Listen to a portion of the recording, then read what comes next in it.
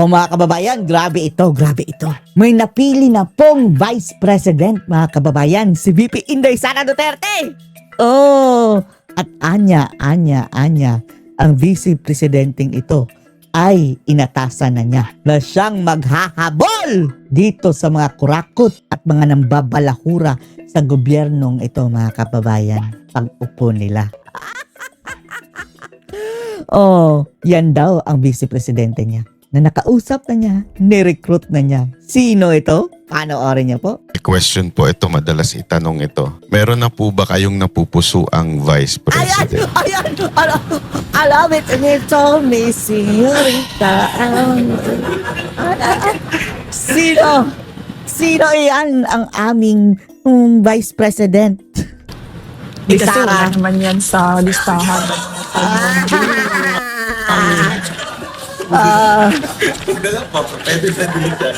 Wait, sandali Impromptu. Andito ba yan? Ito, sasabihin ko na lang kasi tinanong niyo na ayoko rin naman na Sino ba? may ni-recruit ako. Hanggang Mayroon na pala, mga kababayan. So, wala nang silbi itong mga nagre-recommend na kung sino-sino, mga kababayan. May napusuan na si Sara. Talaga naman, mga kababayan, kung desisyon ito ni VP Sara na tumakbo, siya rin ang magdesisyon ng kanyang partner. dyan lang hanggang dyan lang ang sasabihin ko. Ni-recruit ko siya last year pa. Kaso, Bakit? wag na muna natin yan pag-usapan.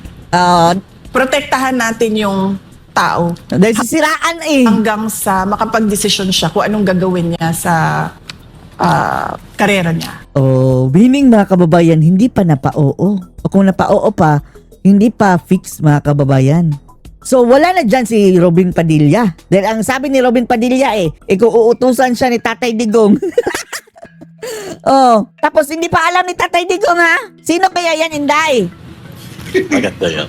Sasabihin na lang sa atin ni VP off cam. Pero so siguro naman, VP, alam mo naman yung mga kung sino yung mga posibleng makakaharap mo sa 2028. Isa na yan si Risa. Yung mga nagawa mo sa Davao City. Kating-kating. Do you think yun yung edge mo para manalo sa Siyempre. 2028? Oo. Ang edge ko is yung kakayahan ko na gumawa ng mga mahirap na bagay. Mahihirap na desisyon. Yun yung Para manalo sa bagay. Yun yung yun yung core ko. Core Talaga. values. Core competency ko. Kasi unang-una, hindi mo ako madaling matakot Talaga?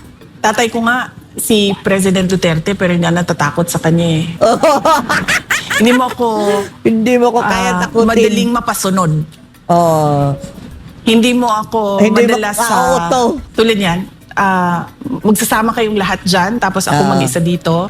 Hindi mo ako matatakot sa ganun So yun talaga yung kapasidad ko, yung competency ko. Kaya ko gumawa ng mga mahirap na bagay. Tatayuan ko yung mga mahirap na bagay. Yung pag-ikot mo sa Pilipinas, you think kaya na ang buong Pilipinas ay maging katulad ng Davao City na disiplinado, involved yung mga tao sa governance? Yung pagbabago ng values ng mga tao, Long term kasi yan, mga kababayan. Kasi sinumalan yan ni Tatay Digong. Simulat sa tagal na ilang dekada na. hindi siya magagawa kaagad. Kasi Pero, may problema din ang importante, dapat umpisahan. Yung mga Pilipino sa pag-uugali natin somehow through the years nawala yung values formation sa pagkabata hanggang sa sila ay nagiging adult. So hindi magagawa yon ng isang taon lang. Kailangan natin simulan ulit turuan ng mga bata ng magandang asal.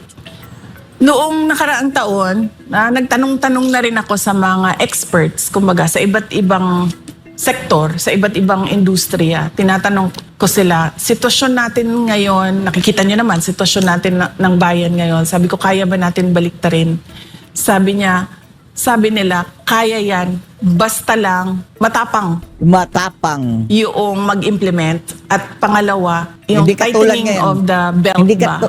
magtitipid Hindi katulad ngayon mga kababayan na sobrang weak. Ang matapang lang ni BBM mga kababayan, ang amoy niya bunganga. talaga sa gastos. So yun yung naibigay na kumbaga quick assessment sa Quick akin. assessment. So, kaya. Ngayon, issue yung korupsyon. Alam naman natin yan. Kaliwat kanan ng korupsyon. Ano ang dahil sa magiging Marcos. solusyon ninyo kung sakaling kayong maging Pangulo sa issue ng korupsyon? Unang-una, talaga yan yung kamay na bakal Kamay na bakal! Ayan mga kababayan, gusto namin yan. sa mga Kumanda kayo mga Nasa kurakot. ilalim. Kumanda kayo mga kurakot. hindi mo palalampasin. Oh. Kumbaga, pag merong ginawa, alis kagad, palitan kagad. Oh. Hindi na yung pag-uusapan pa, itatago pa. Oh. Hindi Kamay na ganun. bakal. Diretso, one shot lang. One shot, one kill. Ikaw may ginawa na pangumurakot, malis ka na dyan. Layas! Ganon. Oh. Hindi siya dapat patawarin. Hindi siya dapat Hindi dapat patawarin. Kumanda kayo mga kurap. pinapabayaan. At hindi siya dapat na hindi pinapansin. Na kumbaga parang wala lang. Dapat pag merong nangyari, alis, palitan nyo yan. Alis! Mga kurap! Punta na tayo dun sa mga reactions ng mga nasa social media. O lalong-lalo na nung mga ayaw kay VP at nabulabog doon sa inyong pagde-declare. Sabi Wala na magandang sasabihin ng maayaw eh. Oh. nila kulang daw yung paghingi mo ng apology. Hindi kailan pa naging sapat sa kanila mga kababayan? Always kulang. Dapat daw mag-apologize ka doon sa mga remarks mo against the president. Bangag. The president and Diyos ko Lord, remarks ni Bangag. Dapat lang yun sa kanyang bangag siya. yung iba pang mga sinasabi nila na nagawa mo. Sino Bakit kayo? ako Oh. mag-apologize sa remarks ko sa Pangulo? Hindi nga sila nag-apologize sa akin. ginawa nila sa akin. Oh. Documented ang mga threats sa akin. Hindi namin yan nilalabas kasi nga meron pang impeachment na mangyayari at yun ay subject nila sa impeachment nila. Oh, Ang masasabi ko lang documented, dyan, no? hindi nga krimen, nagiging impeachable offense. So hindi ako magsusorry sa kanila. Sila muna magsorry sa akin dahil documented Oo. yung threats namin. Kayo muna mag-sorry sa akin. Oh. Sila ang may kasalanan kay Sara mga kababayan. Meron pang isang congressman na hindi naman nanalo pero nakaupo ngayon Abante. ang nagsabi na hindi daw siya susuporta sa iyo. Ano mensahe Wala mo sa kang pake. kanya?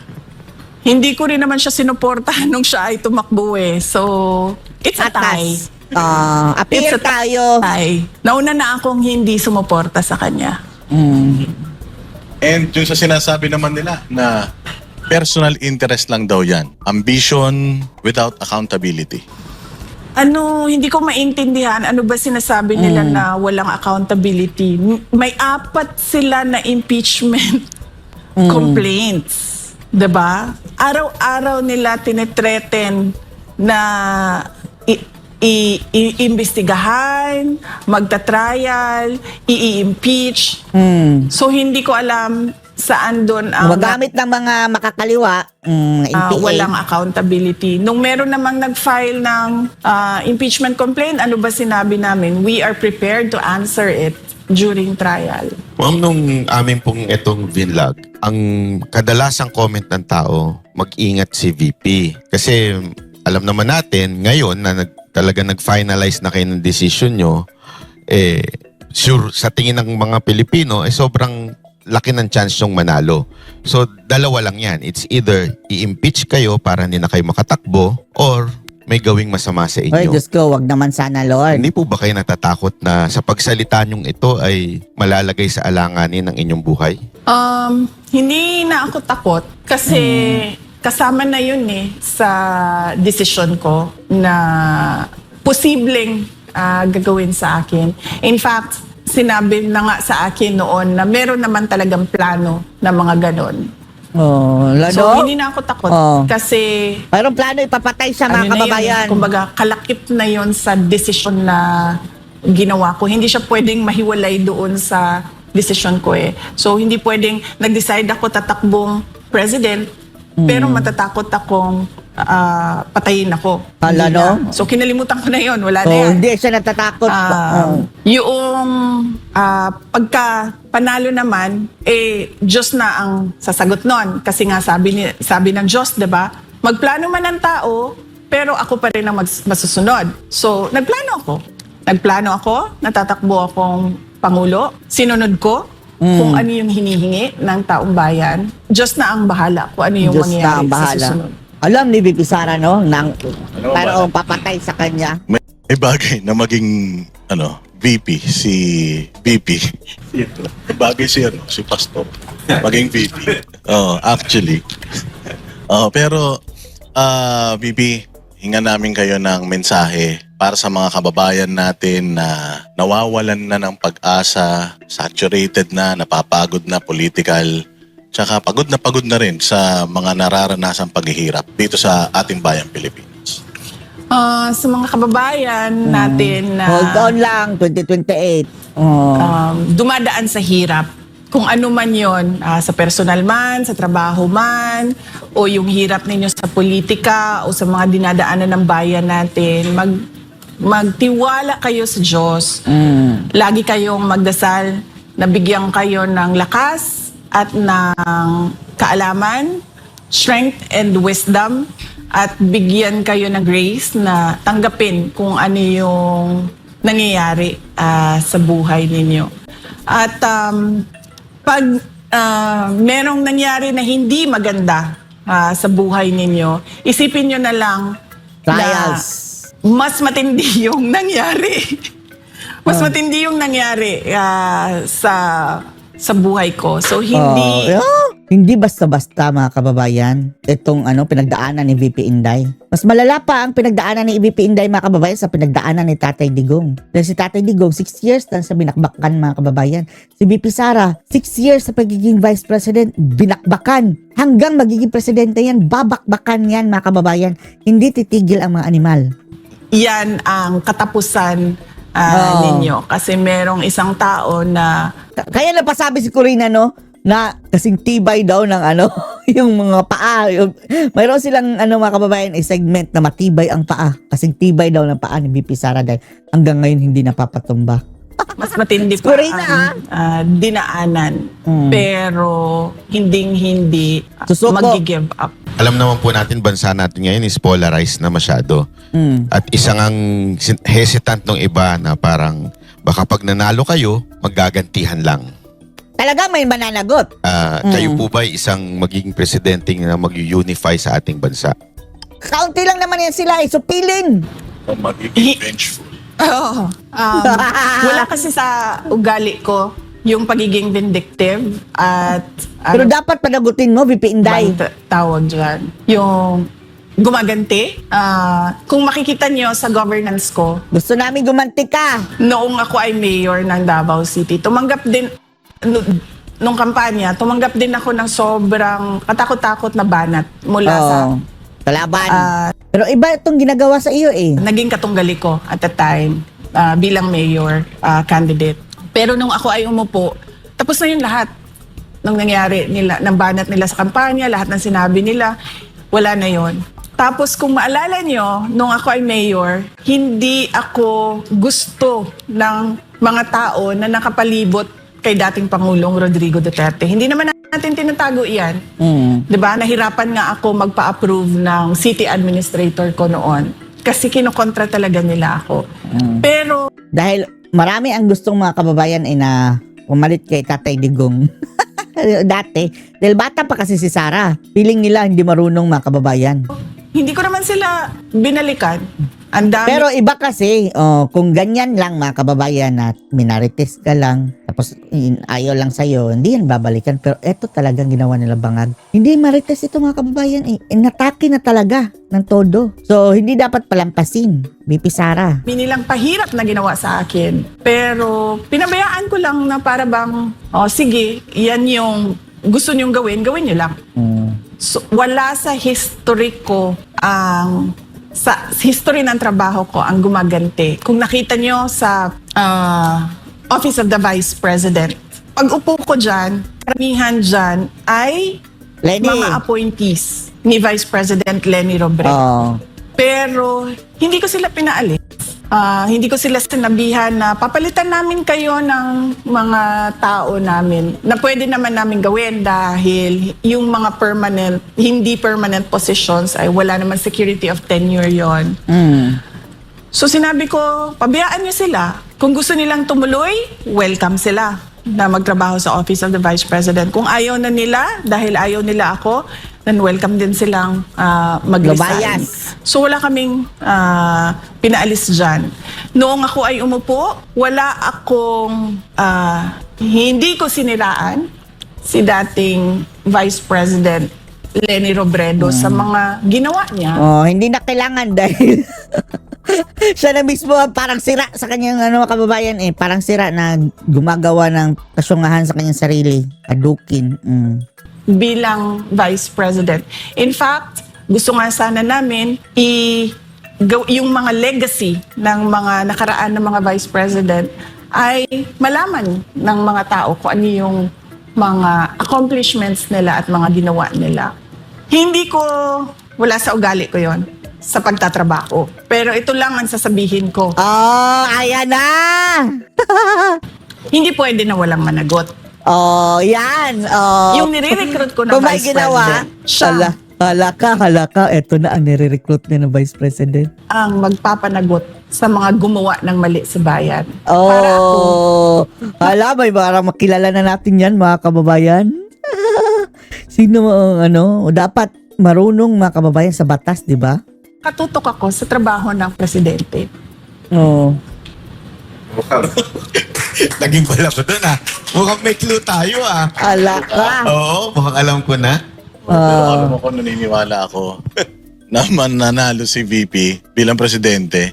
Kasi marami ng revelations kay Pastor na maraming beses actually mas maraming beses daw niyang napanaginipan na si VP magiging presidente kesa kay PRRD. In terms of yung problema na meron tayo ngayon dito sa Pilipinas, do you think kaya mong ayusin yung lala ng problema na ginawa ng administration na to sa Pilipinas? Kaya ba natin makarecover talaga? Gagawin niya ang lahat, mga kababayan. Naniniwala tayo kay VP Sara. Pero mahirap mangako, mga kababayan, na isa. Lalaban naman ang problema. After Marcos, sinira ang bansa, mga kababayan. Diyos ko, Lord. Pero gagawin niya ang lahat. In 6 years, hindi To turn around. So, dapat damihan. Si Sara forever na, mga kababayan. Hindi talaga kaya ni VP Sara 6 years. Kaya mag-charter change tayo kapag si Sara na. Tapos unlimited na siya, mga kababayan. Idadaan pa rin sa election after 6 years. Pwede siyang mag-re-elect. Daan sa election. Na country, you need at least 30 years. 30 years! VP Inday, 47 ka ngayon. Pag 77 mo, dyan ka muna. Dyan ka na bababa. So, dapat 30 merong years, Sara long Duterte. term na Magagalit dito mga bangag. continuity. Continue Yun it. yan. Long term na plano, long term na continuity na paniniguraduhin mo na Oo yung nga. susunod hindi niya Sisirain. pababayaan, babaliktarin. Kagaya ngayon ni Bangag, sinira mga kababayan ng mga naumpisahan ni Tatay Digong.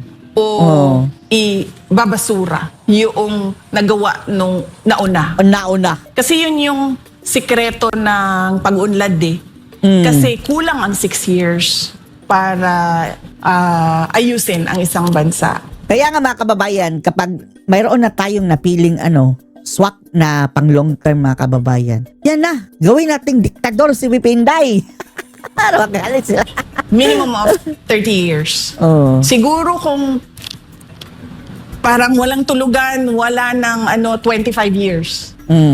Pero Wala 6 nang years pahinga. hindi kaya. 25 years kakayanin. We'll shave off 5 years. Pero kasi ang termino ng isang pangulo, let us be realistic, 6 years lang yon. So dapat ang papaniguraduhin mo dyan ay yung magagawa mo for 6 years at yung iiwan mo na plano para sa mga susunod. Maganda siguro kung naging tuloy-tuloy si Marcos noon. Konti na lang ang bubunuin nyo. Pero dahil nga, Tinuloy niya yung tinuloy niya yung Sino? Si Marcos Sr.? Tuloy-tuloy pag nanakaw. kay Pangulong Duterte, 6 years yun. Kung nag-continuity si Marcos, bumangag Sears kay BBM, konti na lang sana yung mga iba pang taon. Kaya lang lalong gumulo nung panahon ni Nag-U-turn mga kababayan ng bangag Marcos. So mas lalo po Sinira lahat ng inumpisahan. pang lumalim ito, naging problema natin dito kay Marcos. Oo, makikita nyo naman sa numbers Oo. Kunin nyo lahat ng economic Statistics. indicators. Wala, bagsak na talaga yung Pilipinas. Investor Kasing bagsak na kanyang rating. confidence, wala. Nagsisinungaling lang yan sila na meron. Oo. Pero walang interesado sa Puro, Pilipinas. di ba, puro nang hikayat mga kababayan. May nahikayat bang animal? Wala. Sa ngayon. Kabanggit niyo po na natatakot kayo for the next generation. Anong specific na kinakatakutan niyo nung Eto ngayon mga kababayan, long term ang effect nito. binanggit niyo yun? Natatakot ako, nabanggit ko yon sa speech. Sabi ko dito na ako'y kahadlok nga moabot ang adlaw nga dawato na lang nato ang kapobrehon isip Mayroon akong kinakatakutan na darating ang araw na tatanggapin na lang natin ang ating kahirapan. kapalaran nga Bilang kapalaran. nandata sa sayop nga mawadaan na lang taog paglaom. Na masanay na lang tayo sa kamalian at mawawala na tayo ng pag-asa. Natatakot ako na tanggapin na lang nila ba na yung mga kabataan, tanggapin na lang nila pinanganak akong mahirap, mabubuhay akong naghihirap, mamamatay akong isang mahirap. Ganito na lang ganito lang buhay. Hopeless mga kababayan, nakakalungkot yun. Hindi ko gusto yun para sa ating mga anak. Tapos natatakot ako na tatanggapin na lang nila kahit mali, okay lang. Tulad ng nangyayari ngayon, ang laki nung ninakaw sa budget natin. Hindi pa yon nare-review ang 2022, tsaka 2024, tsaka 2023 budget ha. 2025 pa lang pinag-usapan natin. Trillion na no? How much more yung mga kababayan? Prior pa dyan. Tapos para bang wala lang siya sa mga tao. Bilyon-bilyon ang pinag-uusapan na hinatid kung saang bahay, nakalagay sa mga maleta. Pero parang wala lang. tanggap lang ng mga tao.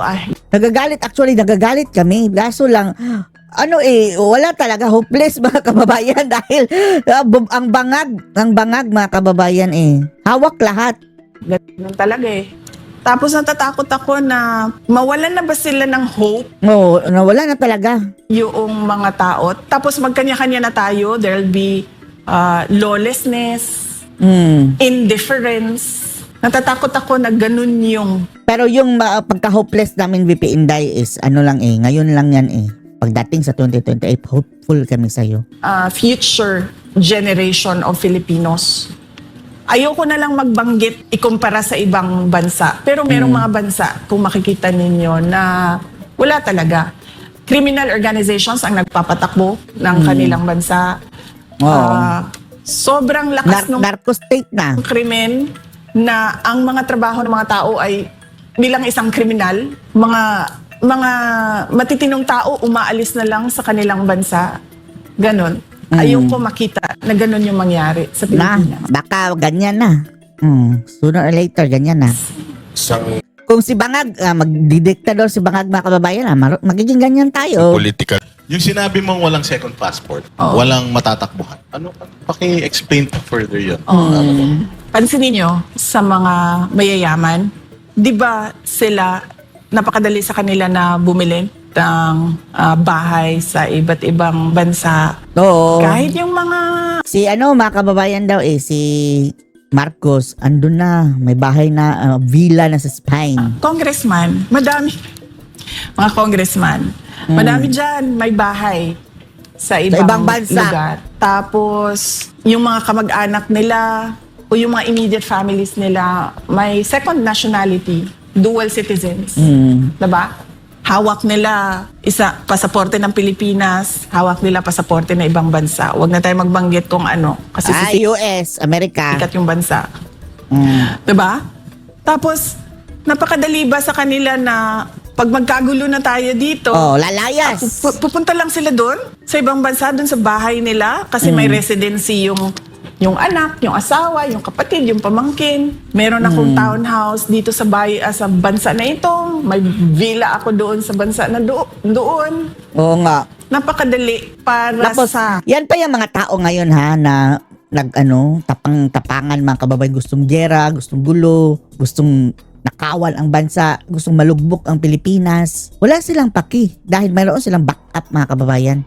mga politiko, mga may kapangyarihan, mga mayayaman na ganun yung gawin nila. Pero paano tayo? Paano tayo na wala tayong ibang option? Wala tayong ibang choice. Dito kundi na lang tayo. manirahan dito sa Pilipinas. No choice. Wala tayong dual citizenship. Mm. Wala tayong isang malakas na passport na gagamitin natin. Lalayas lang ako dito pag nagkagulo na ito. Sina Marcos mga kababayan, mayroon na yung mga backup plan. Ang bansa na ito, meron naman akong fallback doon. Fallback guys. Paano yung mga ganyan? Ang dami nun. Ang dami natin. Ang dami natin na ganun yung buhay natin na parang nakaangkla tayo dito sa Pilipinas. At hindi tayo susuko dito sa Pilipinas. Kaya mga kababayan, namili tayo ng mga leaders na talagang hindi tayo iiwan.